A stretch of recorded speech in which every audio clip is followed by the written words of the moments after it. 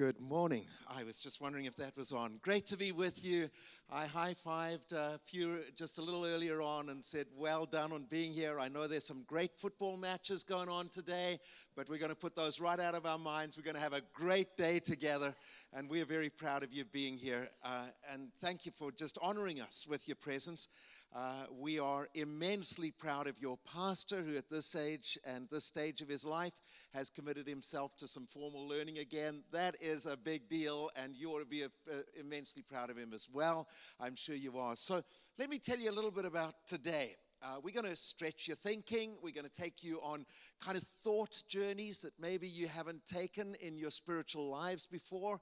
We're going to tell you tons of stories, if that's okay, and try and illustrate what we want to share. We'll tell you a little bit about ourselves, and then we'll wrap it all up believing that somehow, some way, your lives will be incredibly enriched because you've invested these 3 hours as we've come together. So you're probably picking up that I don't really have a North Dakota accent. I can say oofda and a few things like that, but haven't quite picked it up. It's not even South Dakota. So we have, in fact, a very southern accent and got nothing to do with Alabama or Mississippi. We have a southern hemisphere accent, and you'll hear that in me and in Carol. Both Carol and I were born in the great city of Johannesburg, South Africa. Our parents were in business. My father was a CPA. Carol's dad was a business owner. We grew up there. We met each other as teenagers. We fell madly in love, and we encountered the call of God upon our lives. And in just a short window of time, we had a pastor who was very influential. And as a result of that, we ended up going to England to Bible college, to one of the great old Bible colleges of the Assemblies of God movement globally. And we graduated from Bible college one Saturday, and we got married in the little village in England the next Saturday in a 1,000-year-old Norman church. My beautiful bride walked the aisle, and we got married. That was 43 years ago, and we're still loving and serving Jesus. We then began to serve God. We got an invite to work in New York City with Teen Challenge in the bad old days.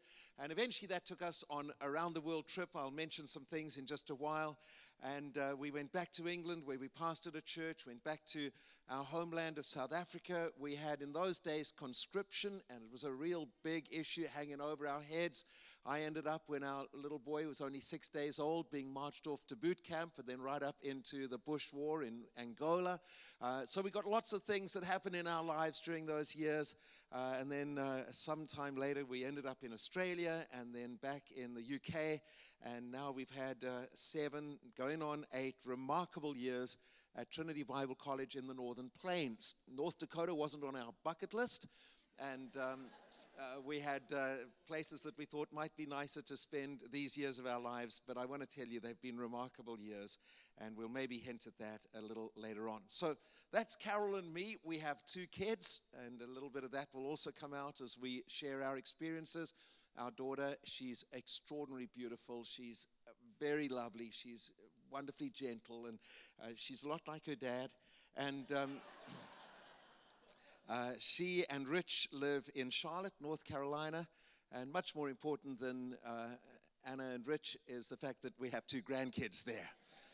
Those of you who have grandkids. I read the other day that the reason why grandparents and grandchildren get on so well is because they've got a common enemy. And grandparents will immediately understand what's going on right there.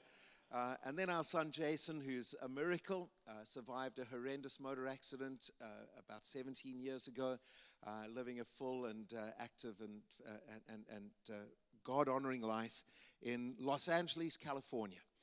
So that's our family. That's a little bit of our journey around the world and why we're now at Trinity Bible College.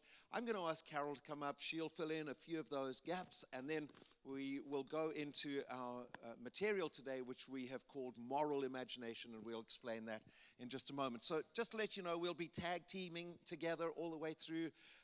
Very important part of our lives is morning coffee, so I'm so delighted that we've been able to put that in today.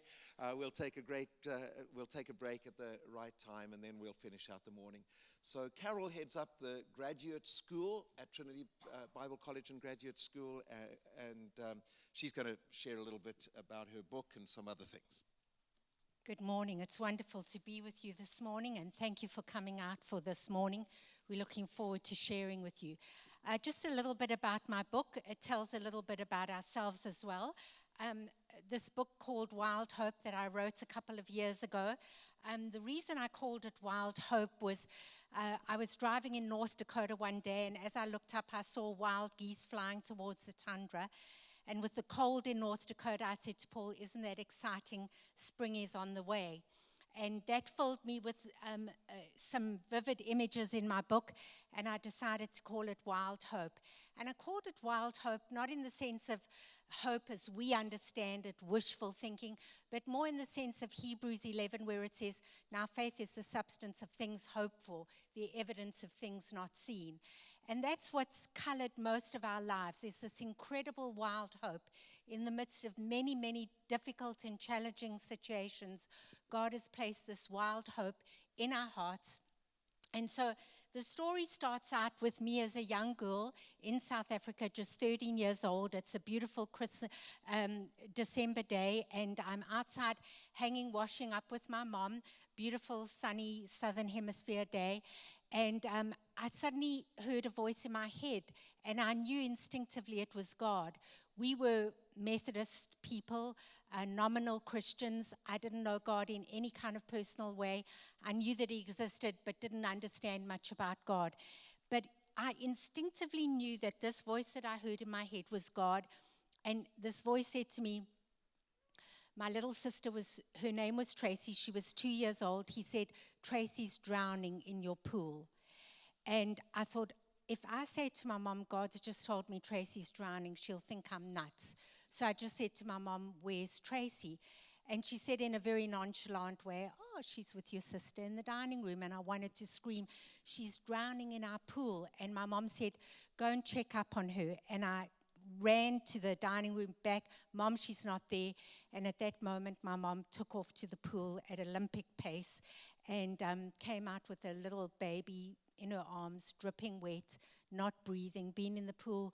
We didn't know whether it was 5 or 10 minutes or longer, but been in the pool long enough for her to be, to look as if she was dead. She was not, there was no life at all.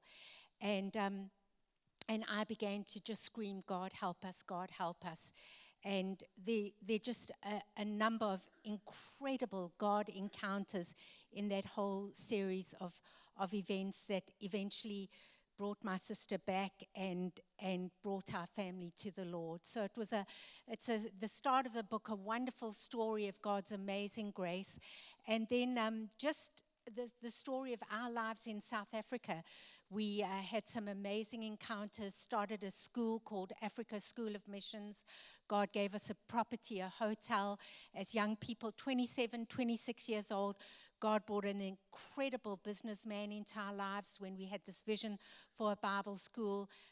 He gave us this incredible hotel, and we started this training college where we raised missionaries up and sent them into 47 nations around the world in the first 7 years. So it's an amazing story. And just stories like that woven throughout the book of God encounters. And then I guess one of the most personal stories to me, and it takes 3 chapters of the book, is the story of our son who just at the age of 22 had an accident. And it was on a beautiful day. We just moved to North Carolina. We were part of First Assembly there. We'd moved there, had just started going to this church, and on a beautiful summer's day, our son was hit by a 63,000-pound garbage truck, and it rolled on top of his car and rendered his car to the size of a shoebox on its side. And Jay was in there, and he was immediately every kind of injury you could imagine. They said he was a G3. I guess if anybody here is in the medical profession, you know that that means basically the person is dead. There's no breathing, no pulse, no visible sign of life. And thus began a very long journey for us, and a journey of absolute heartache and heart-wrenching moments, but a journey where at every point, every single day, doctor said to us, Jason will die today. Get to the hospital quickly. Jason's not going to make it through the next hour. And at every point, standing at that bed saying, God, you're the God of miracles, and I don't know what's going to happen. I don't know if you're going to give us our son back, but I do know that you're a good, a kind, and a faithful God. And God saw us through that journey in an incredible way and gave us our son back. It's a miraculous story. And then our story goes on to tell the story of how God led us to Trinity Bible College, and how the past 7 years have been so amazing and wonderful. So those books are on sale. We'll be at the coffee table, at the table at the back, at coffee time. If you want to grab a copy, they're $15 each, and I'm sure we're going to be telling you some more of our stories throughout the rest of the day. So thank you. It's great to be with you, great to be able to share this morning with you. God bless you. So let me start with a story that'll help us get into what we want to share with you throughout the day. We've got about 12 points, so that'll let you know how we are getting along, and some of those will come up on the screen in just a while. A long time ago, Carol and I, and we still do it, had a very committed discipline of praying and fasting and seeking God. We very quickly learned as young Christians to trust God, to know that He's a faithful God. We learned that His character was always trustworthy. And in many ways, that was the expression of our faith. I remember we had been invited to go and preach in Hawaii. So we prayed about it and said yes. And we arrived. It wasn't quite everything that we thought it would be. We were in a relatively small church, and they put us up in a very damp apartment out the back of the church. We found out that the pastor was in terrible debt, and unfortunately the phone rang about 7 or 8 times a day, and they were really angry people trying to get hold of the pastor. So it turned into an awkward kind of experience, but nevertheless, we pushed on through. And I remember we would go, and during our times of prayer, Carol would pray in one room, I'd go to the other. Carol was much more spiritual than me and interceded, and I thought up some great family recipes that still serve us well to this day, because that's what happens when you get hungry. And I remember I was in that kind of in-between state, not feeling as spiritual as I should have, but still asking God to lead and direct us. And as clearly as I'd ever heard anything in my life, I heard God say, go to Samoa. Well, we'd grown up in another hemisphere. I had never even heard of Samoa. I wasn't sure that there was such a place, but it was such a strong impression. So I remember I went to the next door room. I said to Carol, I don't know quite what's going on. Remember, we were in our very early 20s. I said, I feel God wants us to go to Samoa. She says, well, if God wants us to go, we're going to go. I said, that's great. How do we do it? So we're giving our age away now. There was no Google or Siri or Alexa or anybody else to help us. So we actually went down to the public library. And don't give yourself away too much, but some of you will remember the days where there was a great big atlas. The Reader's Digest put out a great big atlas. We checked this thing off the shelves. We went back to the table. We found the island of Samoa in the index. That was easy. We just went through the alphabetic list. There it was. We said, it's a real place. God's maybe in this. And then it took us about the next 20 minutes to actually find it on the map, because it's a tiny little dot just south of the equator, about 26 miles long, 1 mile wide. And I said, wow, why would God want us to go there? So we began to talk about it. And the next day, it so happened that came out in our conversation with the pastor. And as we mentioned it, he said, I know someone in Samoa. Well, this is just getting better and better. This is pretty exciting, this adventure with God. He said, I'll give you his address. He's a great guy. I'm sure he'd love you to come. We were doing kids work and youth work, and Carol had a puppet, and I had a little 8-string ukulele, and we did all kinds of silly things. And I remember remember getting so excited, so we wrote a letter. We prepared to come. We just feel we'll come at our own expense. We'll trust God. We didn't know where we were going to get the air tickets from. My poor dad, as a CPA, was really confused about this journey of faith. And I remember we sent it off, of course, snail mail in those days. And we gave the address of the little apartment that we were in Hawaii. Well, it took about 3 weeks for it to get there and to come back, and that was fine because we had commitments all through that time. We were so excited. We picked that envelope up. I think my hand was shaking. And we have these little traditions that have sustained us well through the years. If there's anything really important in our lives, we make a good cup of tea. Good cup of tea. You know, some people threw tea in the harbor and never learned to make a decent cup since. And so, you know, we've done our best in Ellendale to try and enculturate these poor colonials. And so, by the way, we are American citizens and we wrote the test to get it. We were not freeborn. But, and so we made, and then we always get a good bit of chocolate to go with it. Just seemed to go well together. So we made the tea, we got the chocolate, and then with trembling hands, we tore it open. I remember it was a beautiful stamp from Samoa. And we opened it really excited. This is the next big thing. God's led us in a remarkable way. And it was the rudest letter we'd ever got in our lives, probably before or since. I'll never forget it. I looked at the page and it opened like, "Who do you think you are?" It wasn't "Dear Paul and Carol," nothing nice. It was just, "Who do you think you are?" I'm thinking, who do we think we are? You know, we just offered to do something. And then this rude thing, "We don't need you. Please don't come. Please don't waste our time. Don't waste your time. Goodbye."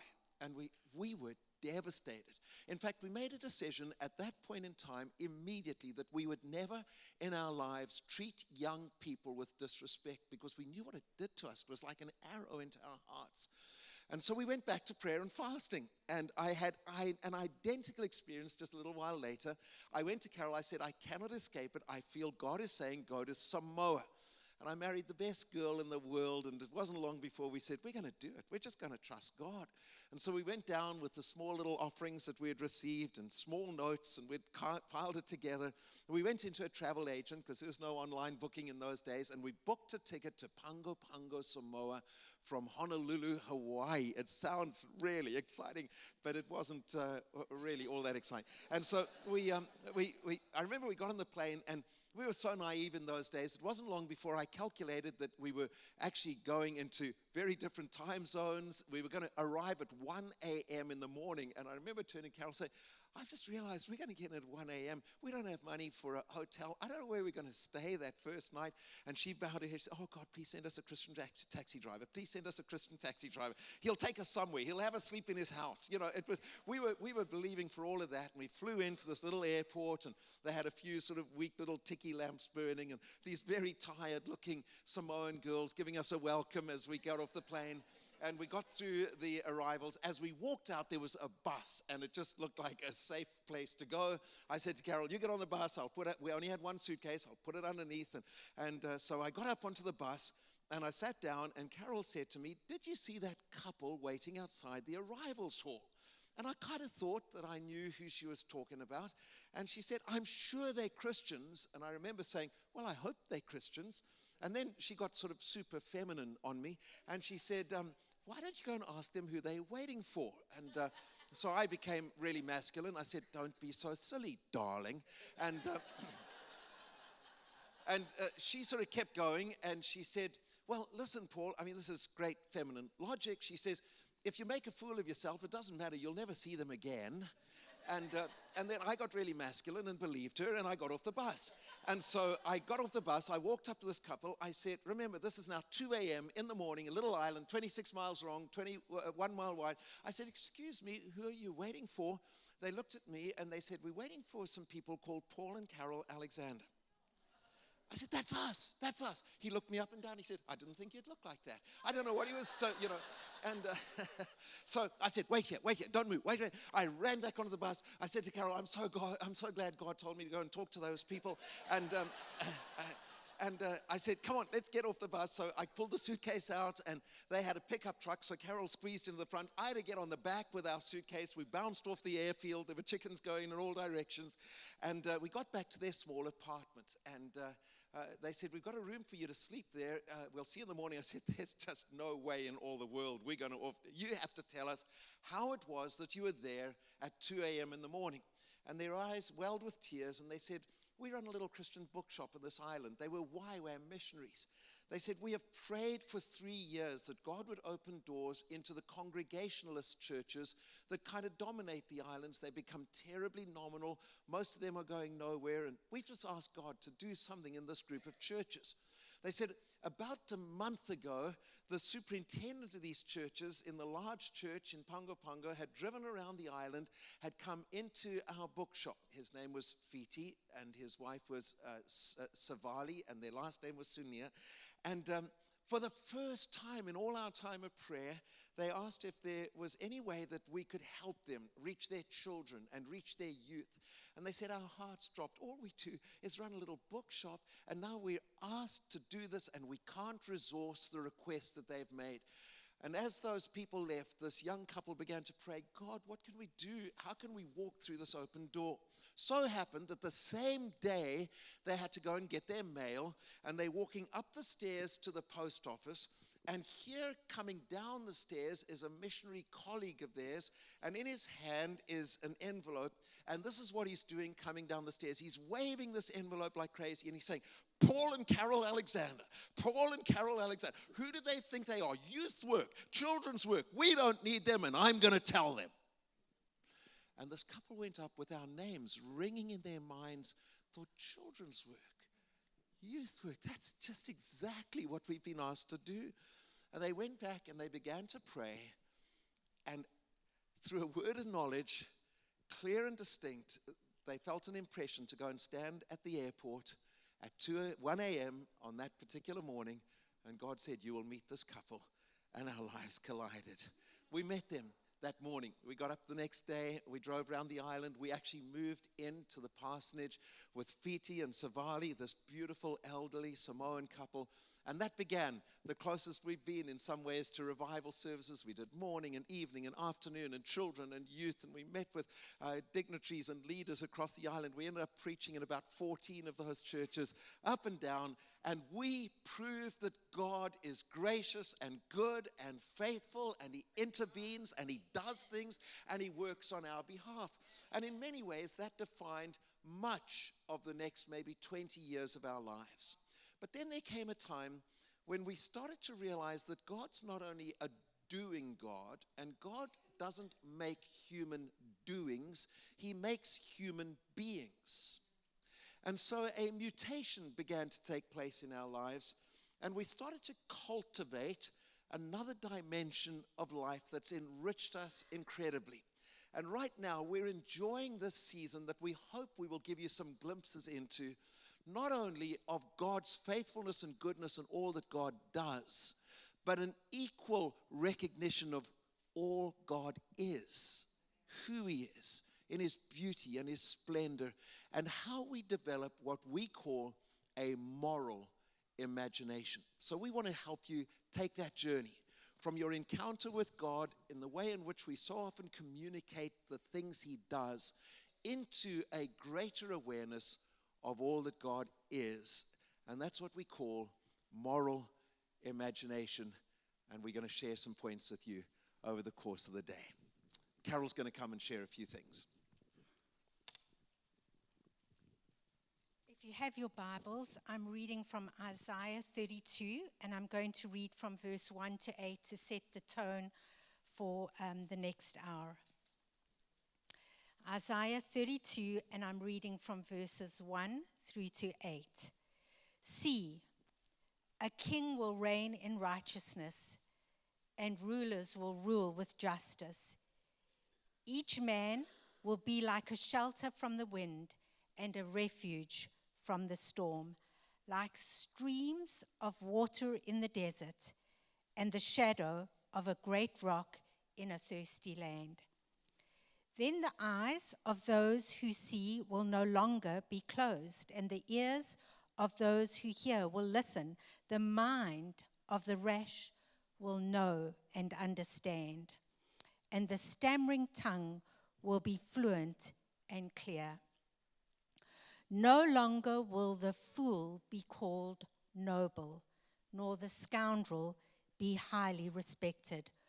For the fool speaks folly, his mind is busy with evil, he practices ungodliness and spreads error concerning the Lord. The hungry he leaves empty, and from the thirsty he withholds water. The scoundrel's methods are wicked. He makes up evil schemes to destroy the poor with lies, even when the plea of the needy is just.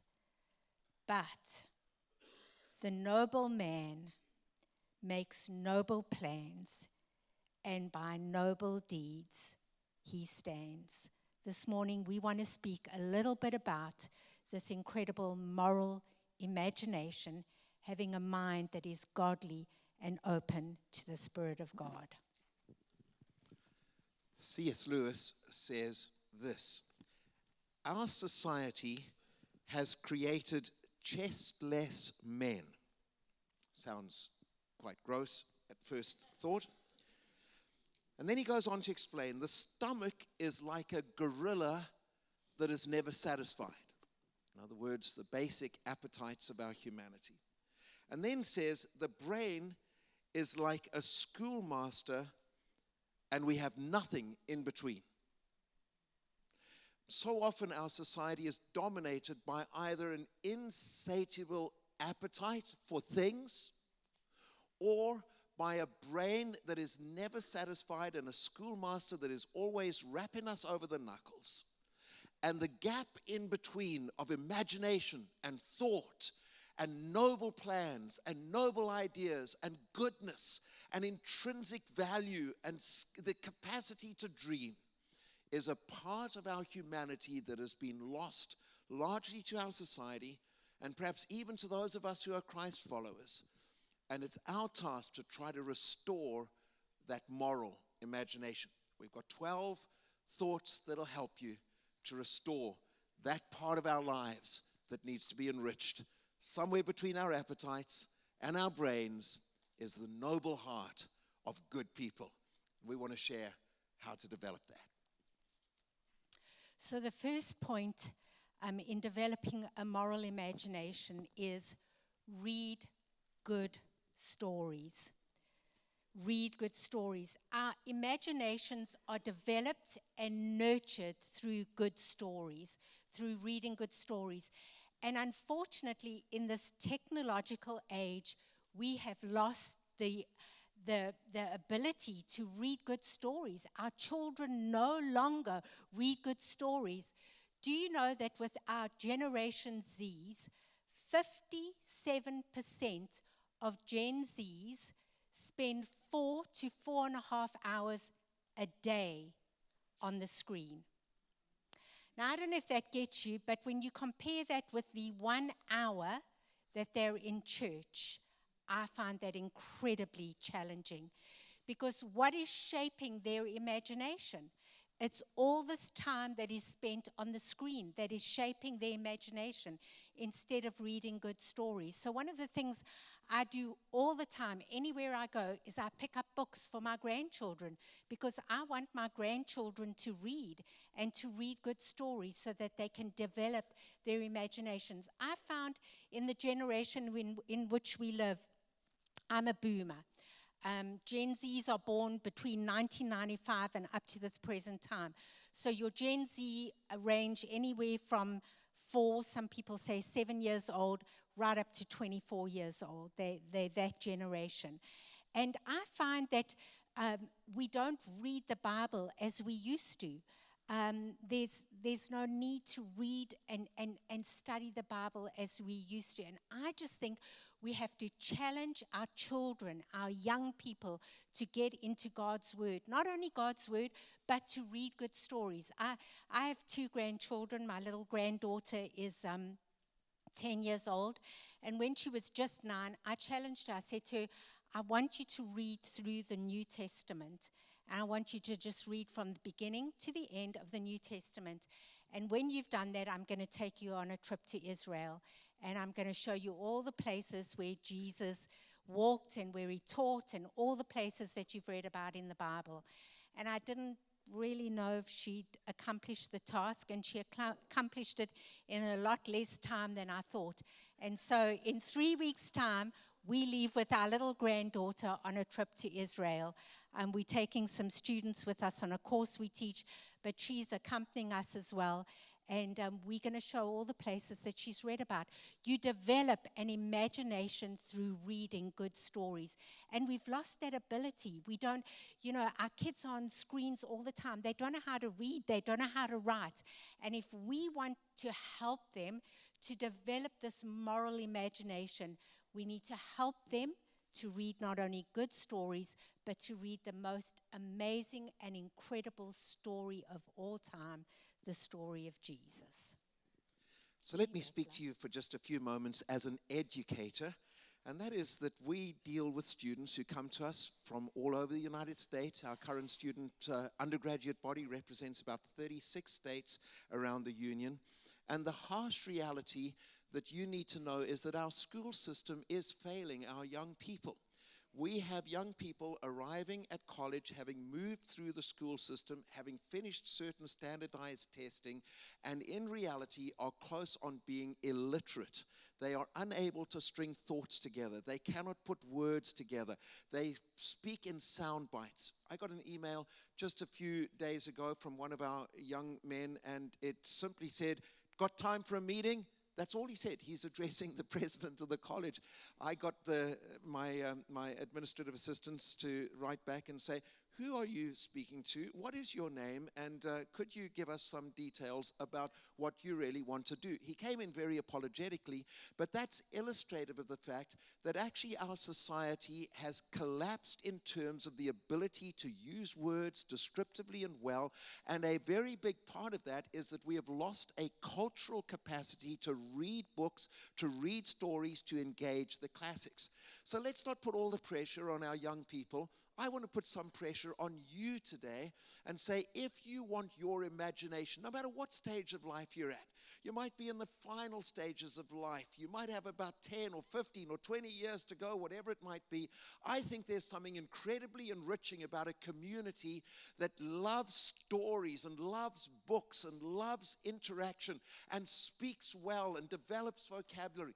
Wouldn't it be amazing if across this community there were book clubs formed or places where somebody would read stories and bring people together and enable a whole community to be able to celebrate the richness of language, the greatness of concept, and to develop that part of our cognitive capacity that we have largely lost by the instant world of being interacting with each other through screens and through texts. So that's our message to you today. You will not have a wholesome imagination if you do not allow your imagination to be fed with great stories and good ideas and noble thoughts and wonderful plans, much of which comes to us through the richness of literature and through the greatness of the Bible stories. It wasn't long ago that Jay Leno took a little cruise around his group in the TV show, and he asked a few simple questions, and one of them was, who was swallowed by a whale? And the response was Pinocchio. I don't know if you watch some of these sort of multiple choice answers on TV quiz shows. The level of biblical illiteracy and ignorance is high, and the problem is it's created a dearth largely in our society. African people have a wonderful tradition of still telling stories to their children at night. If you're a grandparent, you could do nothing better for your grandchild than read some stories and re-engage the classics and develop an imagination. So read good stories would be our first little bit of advice today. Here's the second point on restoring a moral imagination, getting that part of our hearts right, which is noble and good and thoughtful and true. It would be to sensitize to good and evil. Again, we're speaking into the cultural milieu of our time, but let's do this a little bit theologically to start with. If you go back to the primary story of our thought, of our theology, of our faith, we know that God created man and woman and placed them in a garden. Isn't it interesting that he didn't place them in a factory or place them in an office, or even place them on a farm or in a forest. He placed them in an area where they would have to cultivate and grow and develop. And he gave them one simple piece of advice and requirement, and that was that they should not eat of the tree of the knowledge of good and evil. We know that as our theological story progresses, that the first and the greatest transgression, from which almost in fact every other primary transgression of mankind has emerged, was the eating of the tree of what? The knowledge of good and evil. It wasn't the tree of sin. It wasn't the tree of debauchery. It wasn't the tree of gross. It was the tree of the knowledge. So the sensitivity to what was right and what was wrong was lost to the human heart. Immediately, humanity was impoverished by what we call the fall. And from that point until this point, one of the greatest erosive forces in our lives as human beings is that we do not sensitize ourselves. We're not always ready to admit what is right, what is wrong. We have lost that capacity to be immediately and quickly rebuked by things that are going to be destructive in our lives. And so many of us live in kind of perpetual dysfunctionality.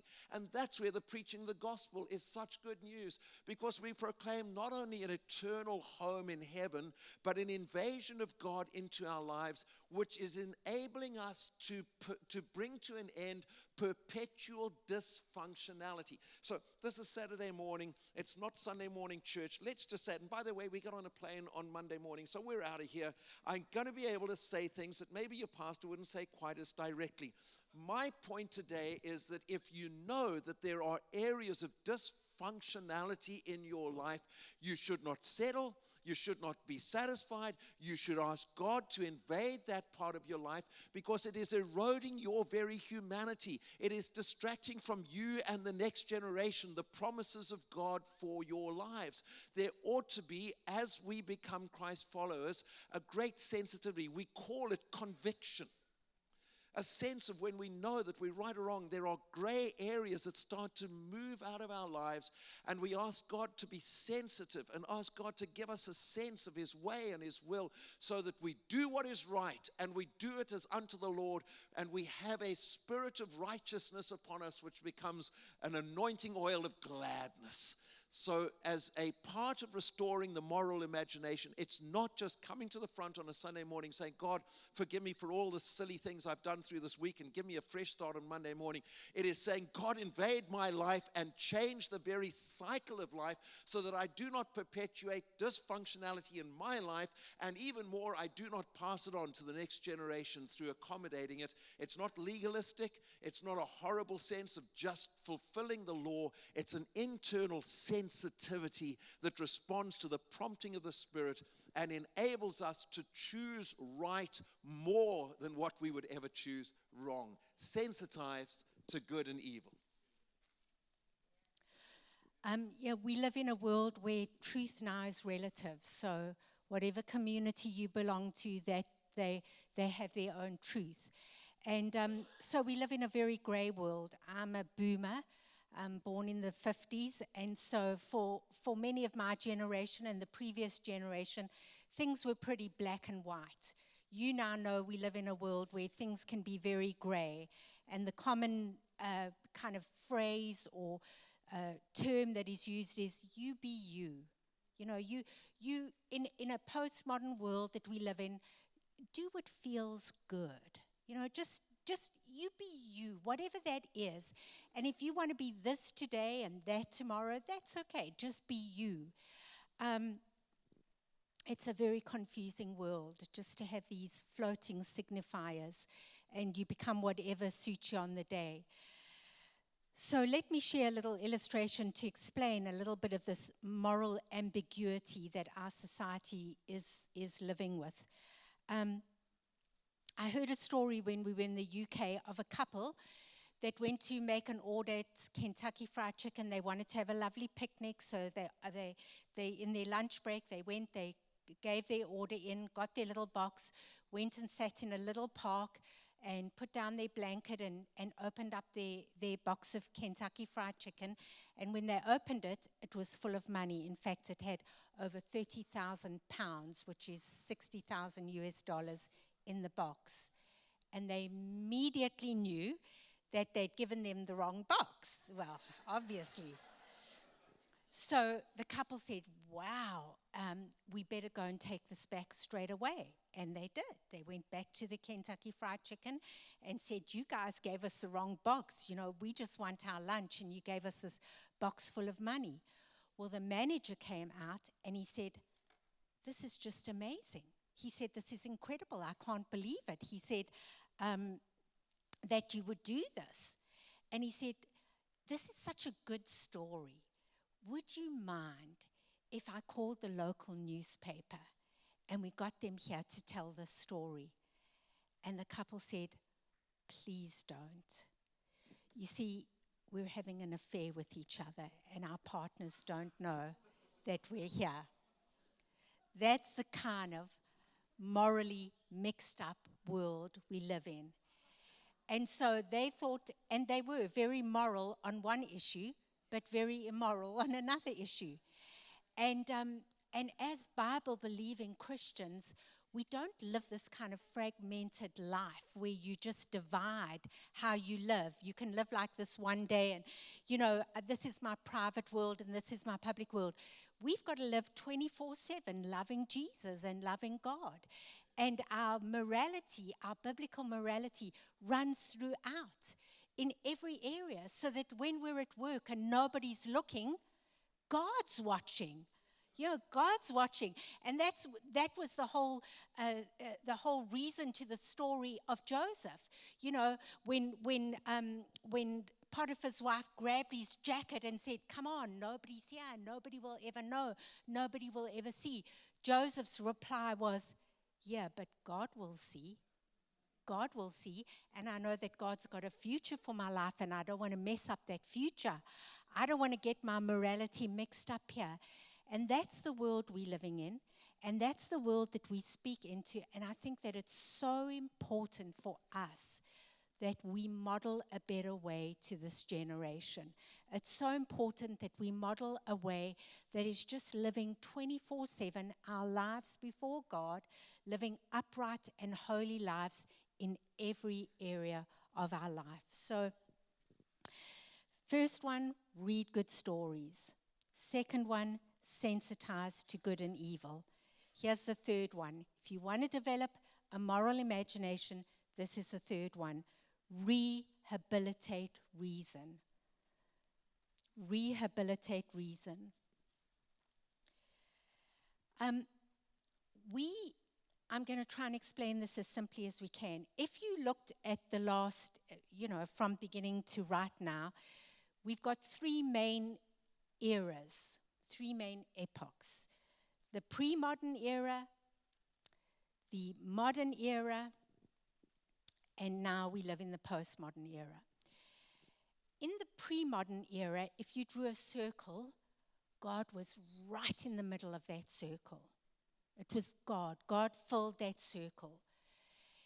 When we got to the modern era, or what we call the Enlightenment era, the 14th, 15th century, that kind of era, what happened was God moved from that space, that central spot, and he was pushed to the edges, and what happened was science took that place. Science, anything that was scientific, that's what took the major place. And now we're living in the postmodern era, and in that middle is your truth. So you can just, you be you. That's the kind of thing. And we've lost our ability to we live in a crazy world. We live in a world now, and it doesn't make sense, where you can't call children boys and girls anymore. You got to call them children, because who do you think you are to determine who they are? Well, I didn't. God did. God did. When they were born, we determined who they were. And now they're telling us, our secular society is telling us, you can't tell us if we want to be a one day this and the next day that. It is a world that has lost the ability to reason. And what we've got to be very careful of as Christ followers is that we don't let the culture shape us. We don't let the culture shape us. Because so often what we do is we read the Bible through our cultural lens. Now, I understand we're 21st century people, right? So we think with 21st century minds. There's no other way I can think. I wish I could put on blinkers and just be able to think with a first century mind, but I can't. I'm a 21st century person. And so what we've got to be very careful of is that we don't read the Bible with 21st century eyes. We understand it in its first century context in which it was written, and then we apply it into 21st century context. So we understand. In other words, don't shape Jesus into your image. Don't shape Jesus to fit the culture in which you live. We can shape the Bible and read the Bible any way we want. But the point is, friends, that we are living in extremely challenging times, and we've got to hold fast to the incredible Word of God that He's given us and believe that that Word of God has stood the test of time. It will continue to stand the test of time through all ages. And the Word of God is quick and powerful and sharper than a two-edged sword. So rehabilitate reason. That's, by the way, one of the reasons why we actually come to church. The reason why we commit ourselves to a community of faith, of people who are willing to receive instruction and to grow according to what we understand to be God's truth, which is the Bible. So church is an incredible former of the way in which we're able to navigate life, and we should be very disciplined to be a part of that. Many years ago, we had a missionary friend. His name was Horace Butler. I think if you're born and given a name like that, you're almost inevitably going to be a missionary. And he had gone as a pioneer missionary into what is now the Democratic Republic of Congo. After the Simba uprising there, he had come down to our hometown, and we started to know him in South Africa. And then soon after that, he was asked to be a pastor of an international church in Nairobi in Kenya.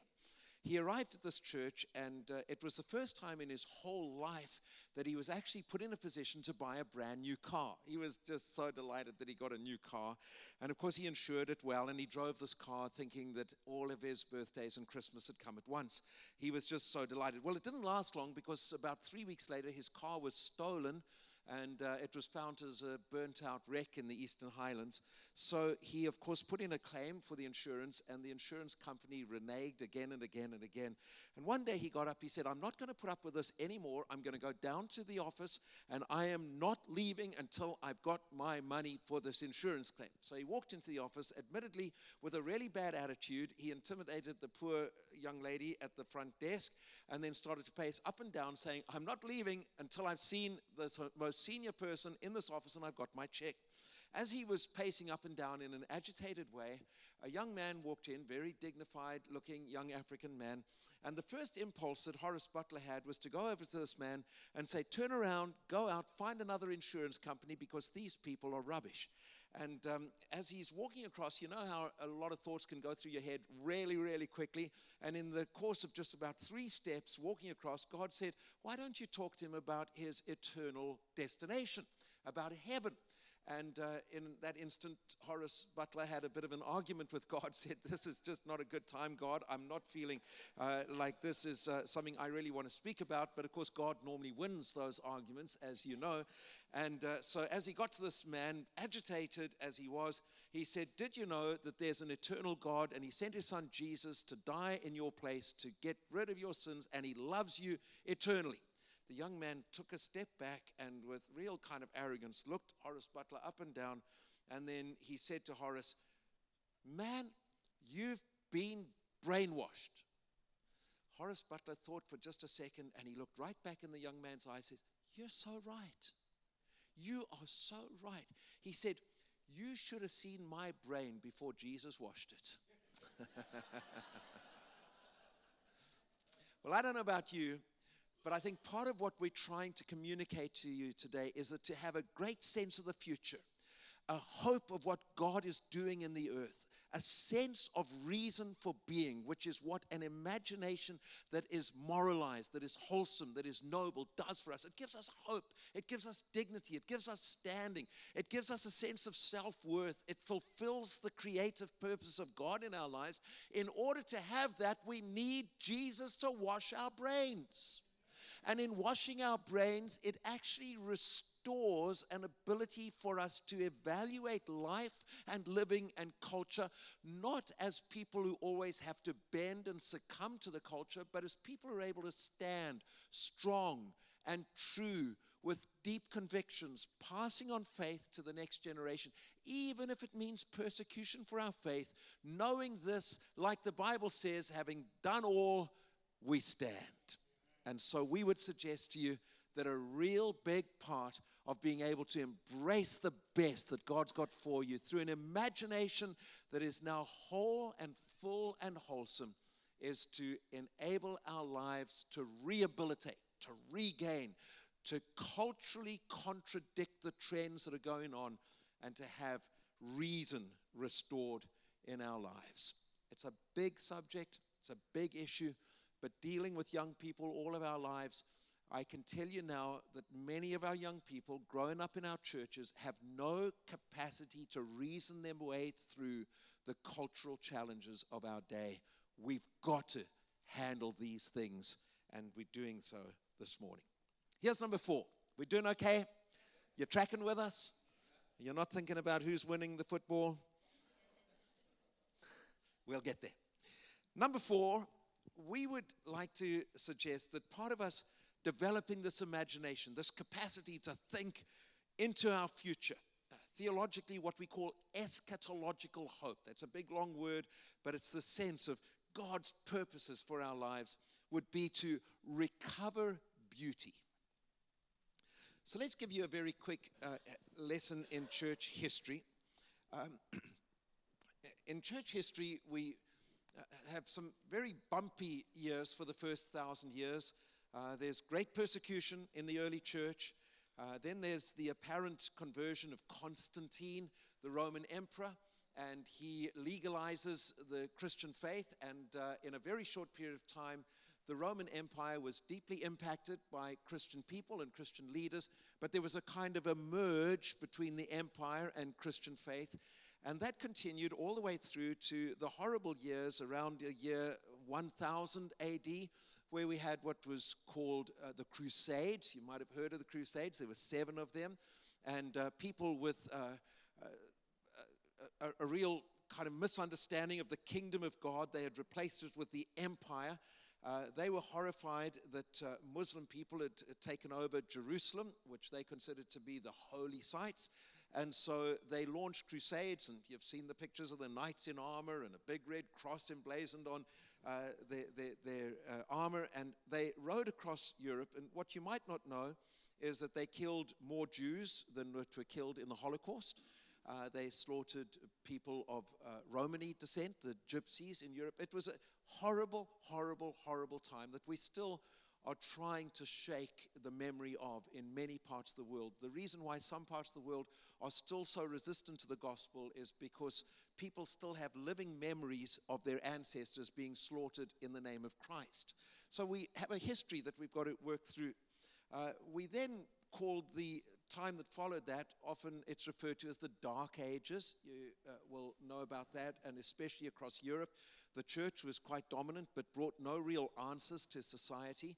The Great Plague broke out, and almost half of Europe over a period of about 40 years was wiped out as a result of the Great Plague. And the response of the church was just to introduce a teaching called purgatory. And if anybody of you have Catholic backgrounds, you know that they sort of concocted this idea that there was a kind of a holding space. And by the time we reach the 1400s, there were priests going around Europe with offering cans, and they were trying to build St. Peter's Cathedral in Rome. And some of them said, by the time you drop your coin into this can, and it clinks in the bottom. The soul of your departed loved one will be released from purgatory and sent to heaven. So massive suspicion, non-biblical faith. We could go into all sorts of details, but it was bondage, it was horrible. And eventually some courageous people started to say, this is nothing like what we thought the Bible taught us. And one particularly brave man by the name of Martin Luther read one day in the book of Romans, the just shall live by faith, and that sparked what was called the Reformation. And the Reformation dramatically changed Europe, and in fact, many of the forebears of people sitting in this room are here as a result of people desperately desiring religious freedom and to escape many of the religious inhibitions and restrictions of Europe. And so they got on boats with the Pilgrim Fathers, and then others followed. And hence we have a really big part of our common discussions today surrounding the issues of religious freedom. And just as a little sidebar here, our religious freedoms are being eroded almost daily in our nation, and we need to be people who are vigilant and very prayerful and hold fast to our faith, because big government will remove our religious freedoms from us if we allow them to do so. And people throughout history have given up religious rights to get other benefits, and I hope that we will hold true to our Christian faith with all of our hearts. So one of the things that the Reformation did was the Reformation said the church has built these great big buildings. There we go, something like that. Stained glass windows, elegant, cost a lot of money.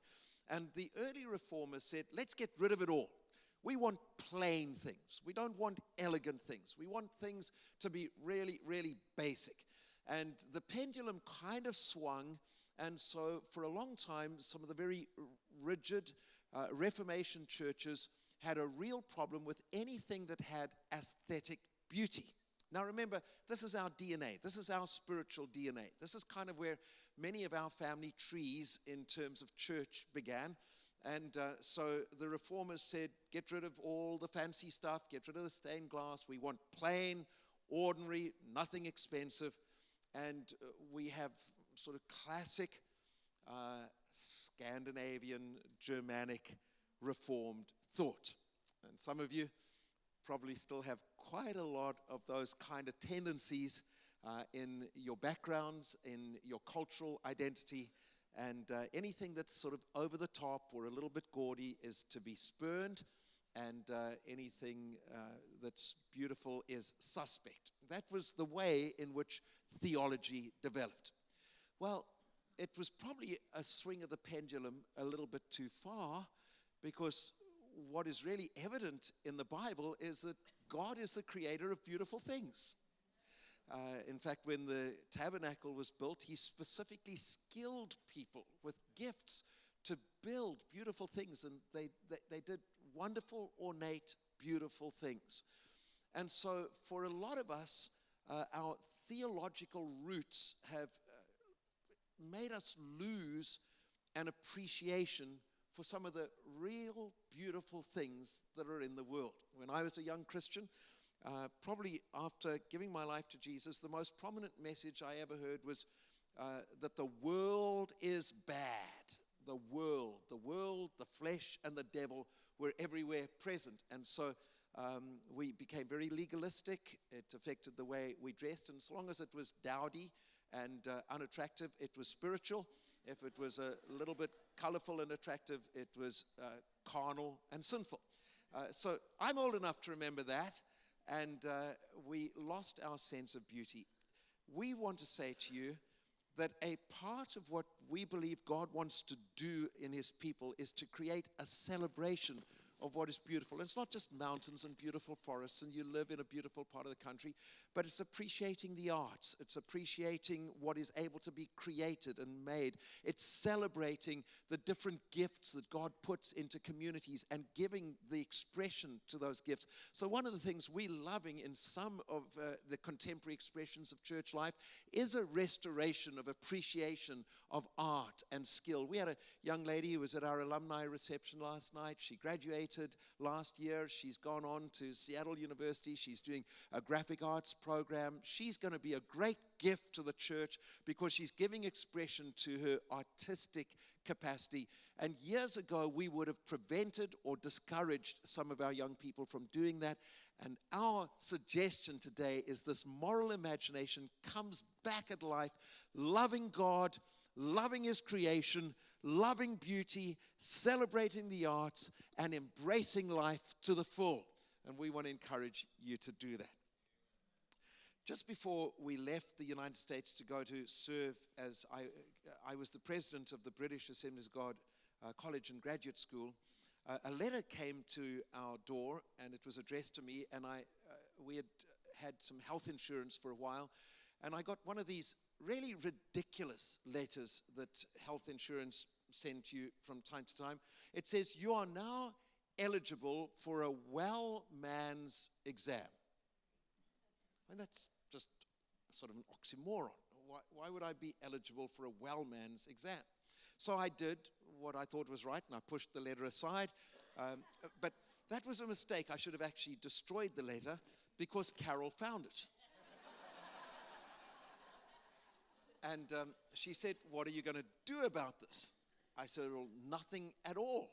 I mean, I don't even want to see a doctor when I'm sick. Why would I want to see a doctor when I'm well? Just doesn't, that's classically male." And so then she's got deep, deep green eyes, and we've been married 43 years. Just the slightest change in shade, I know what's coming my way. And she says this, ladies, you can tune out for a bit. Guys, you will understand my pain. She says, "Paul, if you love me and if you love the children, you will go to the doctor." Well, guess what I had to do? I had to go to the doctor. So I go to the doctor. I've got a really bad attitude.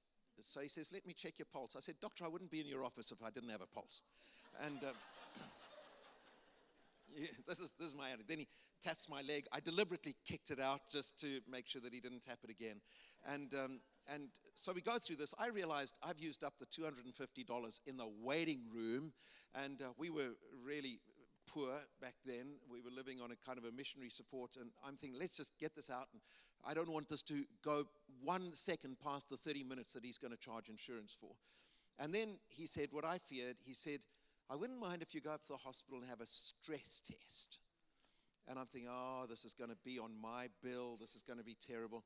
So I go home, and the conversation led me to go up and have a stress test at the hospital. So I go in. I'm in really good shape, and they put the treadmill up on an angle like this, and I was a bit fitter then than I am now, and the doctor says, "You're in really good shape." I said, "Could you record that, and I'll take it home to my wife?" And he said, "Now, just once he's got my heart really going, I had to lie down on a little bed, and then they ran a scanner down my side, and the cardiologist is there. He says, 'Uh-oh.' I said, 'What?' He said, 'I can't be 100% sure from the scan, but I think you've got a bicuspid aortic valve.' Well, in that instance, I thought I was dying. And he said, 'It's not a problem. People live with it, and they die with it, not from it, but just monitor it.' So I went home. I milked that for all it was worth for a little while. And then we moved to England, and of course we got national health there. It's sort of a government-provided health, and so I knew that it would take ages to work through the system. So I said to my doctor, 'I think I've got this thing.' He said, 'Not a problem.' He said, 'But I wouldn't mind if you got to see a specialist.' So you put your name down, and you wait 4 months to get to see a specialist.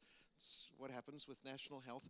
And then the specialist says, 'Not a problem, but I wouldn't mind if you had a scan.' So you go on the waiting list, and 3 months later, you get to go and have a scan. And then I got another letter. "We want to do another scan. Would you please go to the Sheffield Northern General Hospital for a transesophageal scan?" If you don't know what a transesophageal scan is, let me help you. They get a video camera, they stick it on the end of a garden hose, and they ram it down your throat.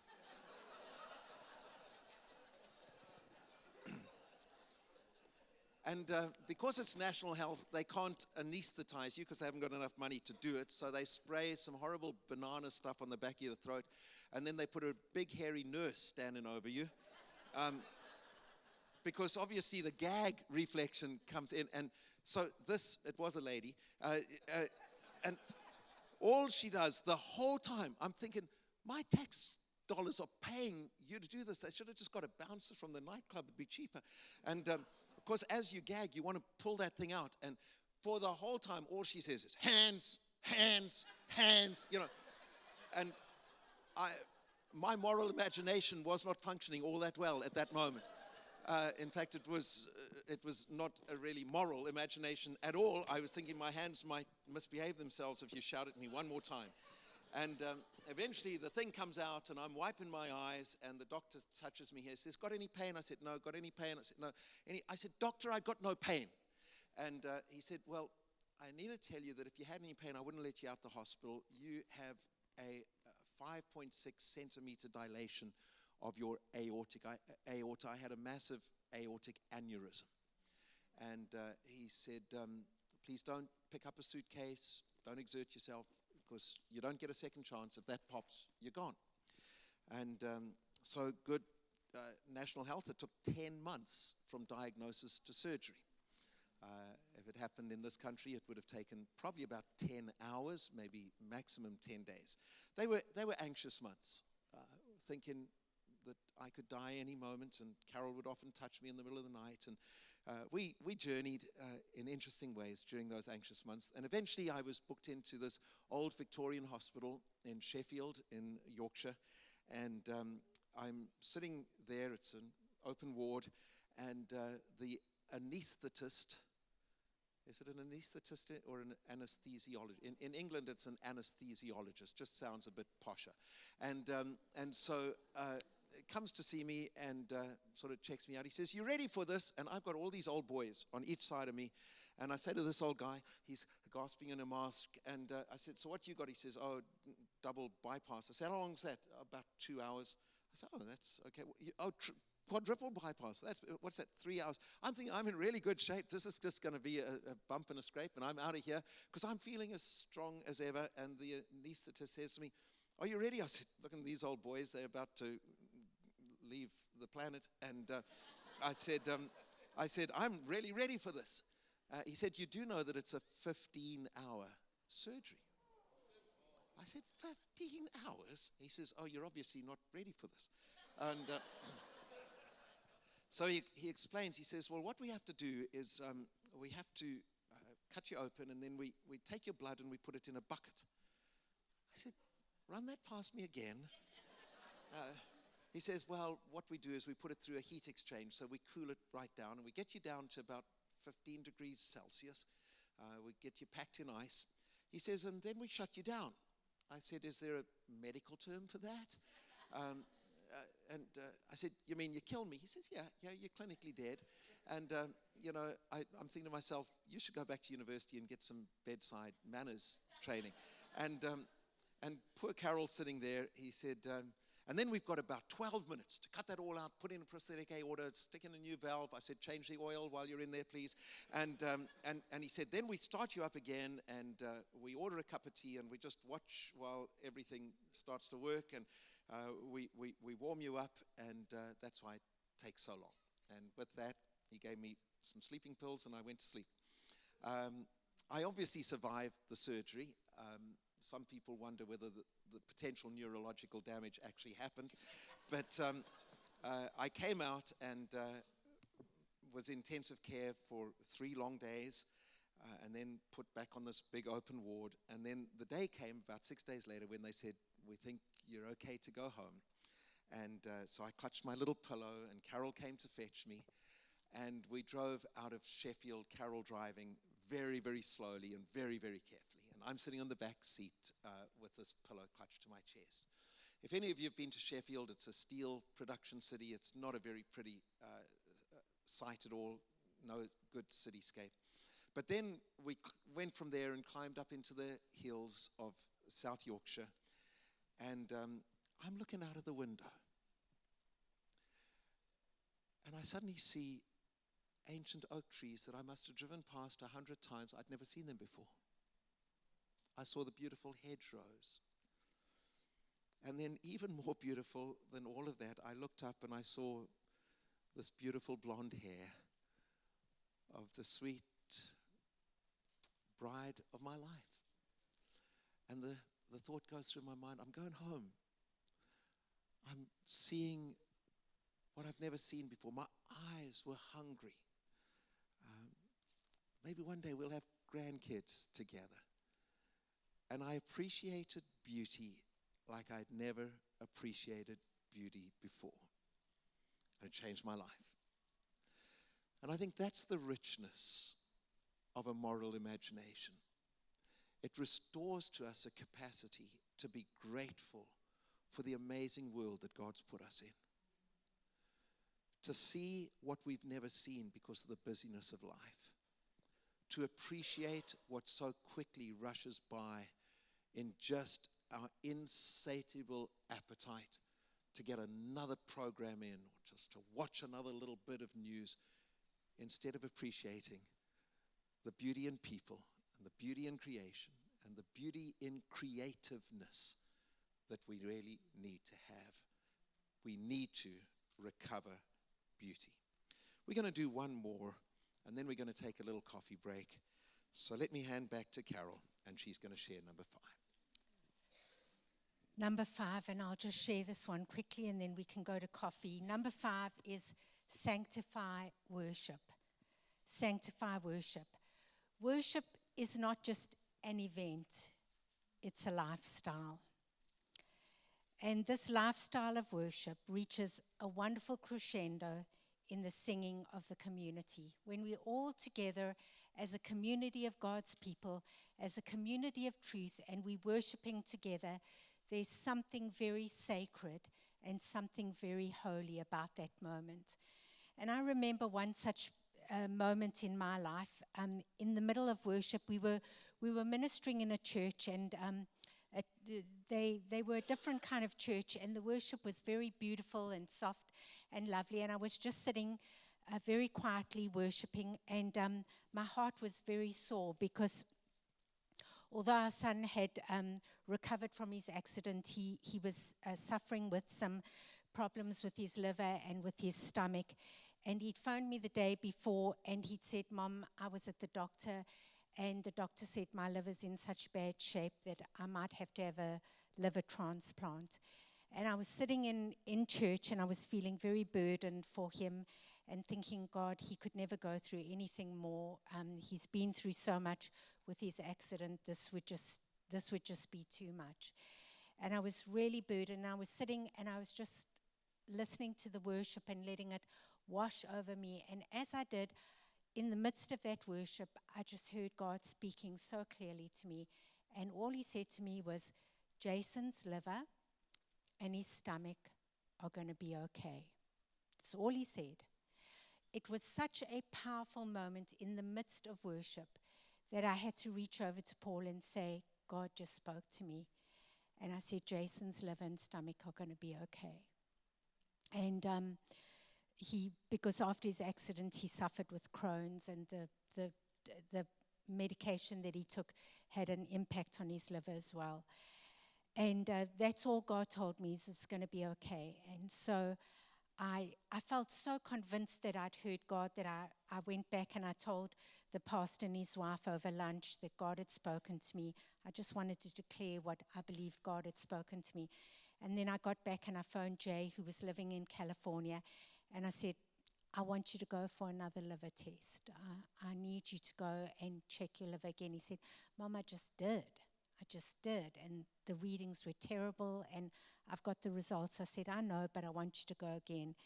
And he did. He listened to his mom, and he went to appease me. And I phoned him a few days later, and he said to me, Mom, all the readings of my liver were absolutely normal. And so it gone from incredible readings to normal readings. And today, Jay lives a perfectly wonderful and normal life with a whole liver and a whole stomach. And I just thank God for that. And And that happened in a moment of sanctified worship. It was a moment where I was just lost in the wonder of who God was. And in the midst of that, God spoke to me. So I believe in the power of worship, not just for our own individual lives, but for the life of the community. When we worship together as a community, I think we make declarations in the heavenlies. I think every time we come together as a community on a Sunday, we make declarations in the heavenlies. We're saying in the midst of our city, we're saying we're here and we aren't going anywhere. We're here, and we believe that the power of our worship and the power of this truth community is going to change this community and bring the transforming love of Jesus into hearts and lives that will transform our community. So, to develop a moral imagination, we've shared 5 things with you, and this last one is sanctify worship. Make worship an integral part of your life on a daily basis, and ensure that when you're with the community, you raise your voice in worship with the community and declare to the heavenlies, declare to principalities and powers, we are here and we are here to stay.